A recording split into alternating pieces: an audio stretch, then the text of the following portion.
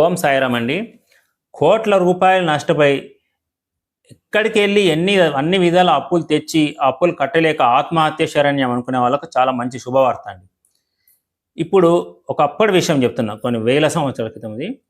ఒక ధనవంతుడు దాదాపు 14 కోట్ల రూపాయలు నష్టపోయింది. ఇప్పుడు కాదు, వేల లక్షల సంవత్సరాల కింద 14,000 రూపాయలు నష్టపోయి తినటందుకు ఒక మెతుకు కూడా లేని చాలా కష్టపడుతున్నాడు, బాధపడుతున్నాడు.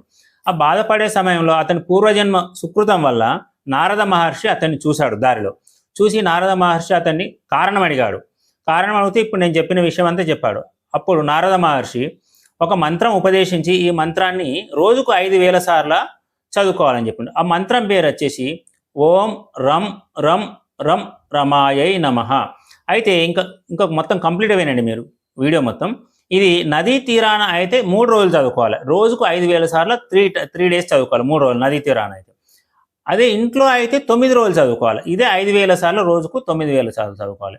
ఇంకా మీరు నదీ తీరానికి వెళ్ళలేని వాళ్ళు అష్టలక్ష్మి టెంపుల్, లక్ష్మీదేవి టెంపుల్లో కూడా చదువుకోవచ్చు. ఇంట్లో కాక లక్ష్మీదేవి టెంపుల్లో కూడా చదువుకోవచ్చు. ఇక్కడైనా కూడా 9 రోజులు రోజుకు 5,000 సార్లు చదువుకోవాలండి. ఈ విధంగా చదువుకుంటే మీకు లక్ష్మీదేవి అనుగ్రహం వల్ల మీ అప్పులన్నీ పోయి మళ్ళీ పూర్వ వైభవం కూడా మళ్ళీ వస్తుందండి. అయితే ముందుగా మీరు ఇది స్టార్ట్ చేసే ముందు, పూజ స్టార్ట్ చేసే ముందు మొట్టమొదట విఘ్నేశ్వరుడు ఆటంకాలు తొలగిపోవాలని విఘ్నేశ్వరుని, సద్గురువుని, ఇప్పుడు మేమైతే షిరిడి సాయిబాబాని, మీ సద్గురువుని కూడా పూజించిన తర్వాత ఇది స్టార్ట్ చేయాలండి. అరటిపండు నైవేద్యం పెట్టాలి. పూజ కాగానే మీరు తినండి.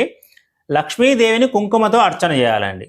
అయితే ఈ 9 రోజుల తర్వాత మీరు ఏం చేయాలంటే, మీరు కుంకుమ ఉంటుంది కదా, కుంకుమ ప్రసాదంగా మీ చుట్టుపక్కల వాళ్ళకు, బంధువులకు పెట్టండి. మీరు కూడా ప్రతిరోజు కొంచెం కుంకుమ తిలకం రాగా ప్రతిరోజు పెట్టుకోండి.